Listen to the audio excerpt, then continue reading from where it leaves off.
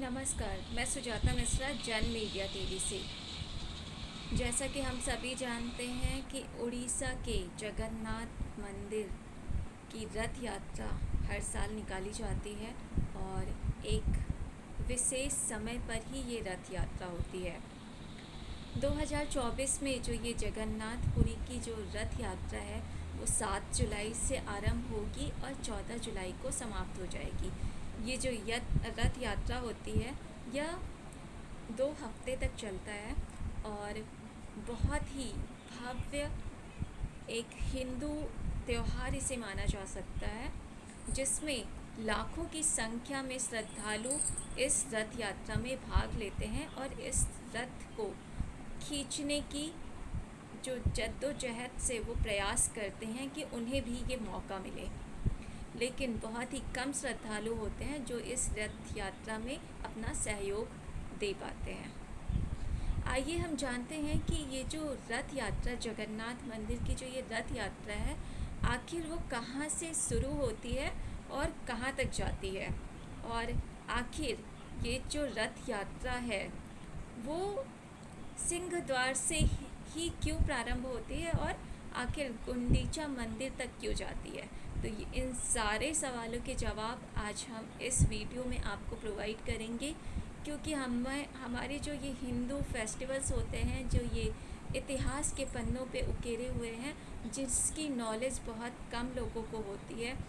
उसके बारे में हमें अपने जितने भी लोग हैं, जितने हमारे अराउंड लोग होते हैं, उन सभी को इसके बारे में जानना चाहिए और आने वाली पीढ़ी को इसके बारे में बताना चाहिए कि ये जो संस्कृति है, ये जो धरोहर है, वो आगे भी पहुँचे और लोग इसका अनुसरण करें। तो आइए जानते हैं कि रथ यात्रा में आखिर क्या क्या होता है और 2024 का जो ये प्रिपरेशन चल रहा है रथ यात्रा का, वो सारी चीज़ें हम इसमें कवर करेंगे। सबसे पहले हम ये जानते हैं कि यहाँ पर जो 3 मूर्तियाँ हैं, श्री जगन्नाथ जी, श्री सुभद्रा जी और श्री बलदेव जी, इन तीनों मूर्तियों को अलग नाम से भी जाना जाता है। अगर हम श्री जगन्नाथ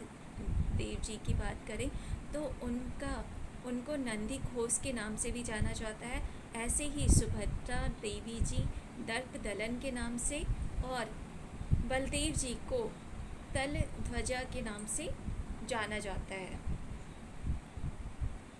अब हम बात करते हैं कि जो ये रथ यात्रा होती है उसको हम सिंह द्वार से, जो यहाँ का मेन द्वार है, वहाँ से जब निकालते हैं तो ये गुंडीचा मंदिर तक क्यों जाता है। इसके लिए हमें अतीत के पन्नों में जाना पड़ेगा और अगर हम इसमें जो कहानियाँ जो इसमें हम सुनते हैं, किंवदंती इसको कहा जाएगा, उसकी बात करें तो उन पन्नों पे जो हमें जानकारियाँ मिली हैं वही मैं आपको यहाँ पे बताऊँगी कि जब श्री कृष्ण जी को एक पहेलिये ने उनके पैरों में जब तलवा होता है उसमें बाण मारा था और उनका जब उन्होंने देह त्याग कर दिया था, उसके बाद उनके जो शरीर को जलाया गया था तो उसमें वो पूरी तरह से नहीं जला था और उसमें कुछ अवशेष रह गए थे और मान्यता है कि उन अवशेष का ही जो कुछ शेष जो बचा हुआ था वही पानी से बहता हुआ दक्षिण भारत में उड़ीसा के तट पे आ गया था। उस समय जो राजा थे वो राजा इंद्रद्युम्न थे और इंद्रद्युम्न जी ने अपने स्वप्न में जब देखा कि श्री जगन्नाथ उन्हें बोल रहे हैं कि उनका मूर्ति बनवाया जाए और उसे स्थापित किया जाए, तो इस तरह का जब उन्होंने स्वप्न देखा और उन्होंने जाकर उस तट पर वहाँ पर देखा तो उन्हें एक बहुत बड़ा सा लकड़ी का लठ या फिर वुड का लॉग मिला और उसको उन्होंने जब देखा तो उन्हें पहले तो कुछ समझ में नहीं आया, लेकिन बाद में उन्हें लगा कि शायद जो स्वप्न आया था वो यह था कि इस लठ से वो मुझ श्री जगन्नाथ जी का मूर्ति तैयार करें। तो उस समय बहुत सारे वहाँ पर उनके जो वास्तु के कलाकार होते हैं, जो मूर्ति कलाकार होते हैं, उनसे उन्होंने बात की कि श्री जगन्नाथ जी का जो मूर्ति है वो तैयार करवाया जाए इससे। लेकिन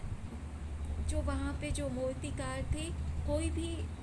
उसे समझ नहीं पाया कि आखिर इस जो ये लकड़ी का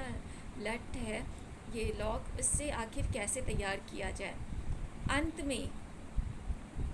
माना जाता है कि स्वयं विश्वकर्मा जी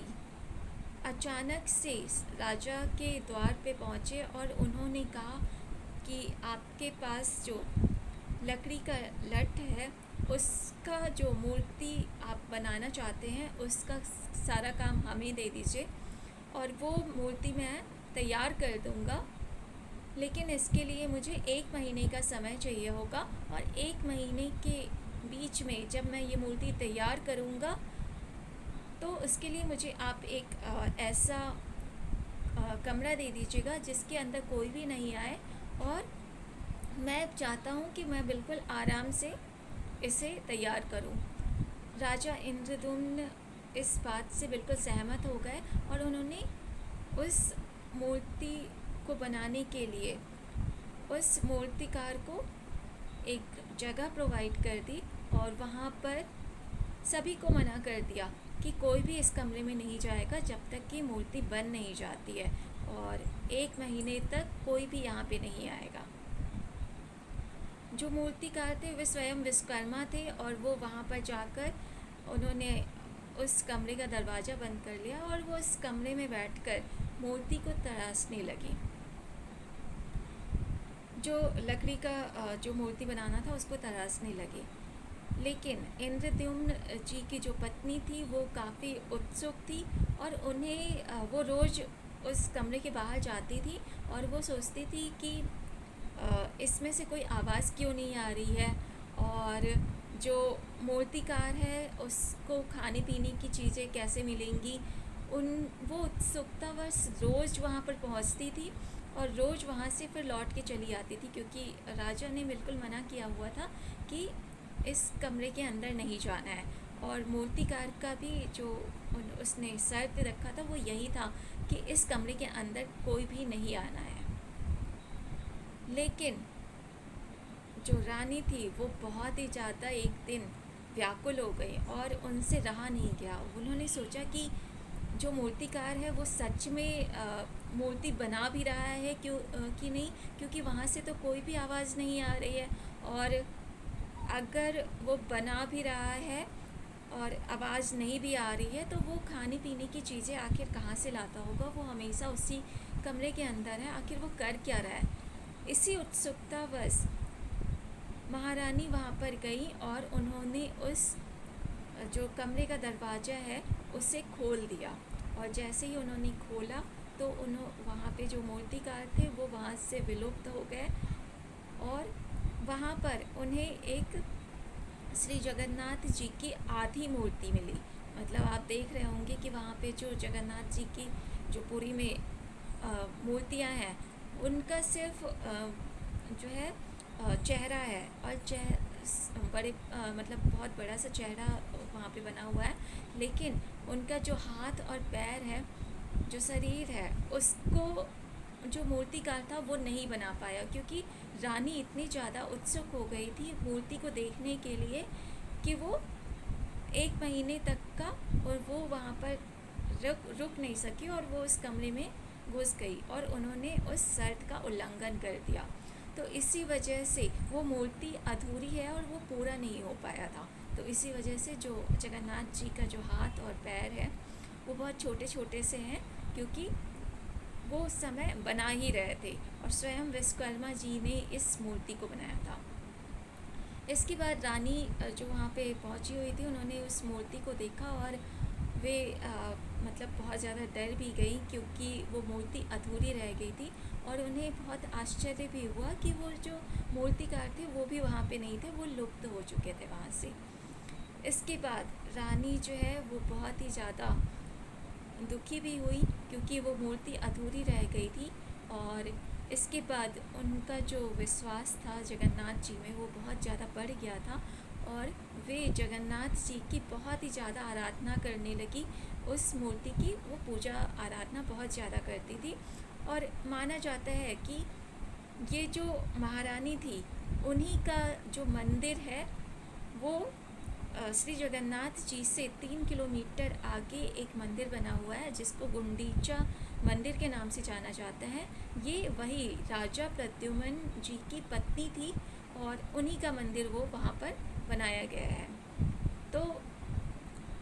इसके बाद ये जो जगन्नाथ जी का जो मंदिर है वहाँ से जो सिंह द्वार होता है, ये मुख्य द्वार है, वहाँ से तीनों मूर्तियों को सबसे पहले स्नान करवाया जाता है, जिसको हम स्नान पूर्णिमा के नाम से भी जानते हैं। इस दिन को एक जलाशय है मंदिर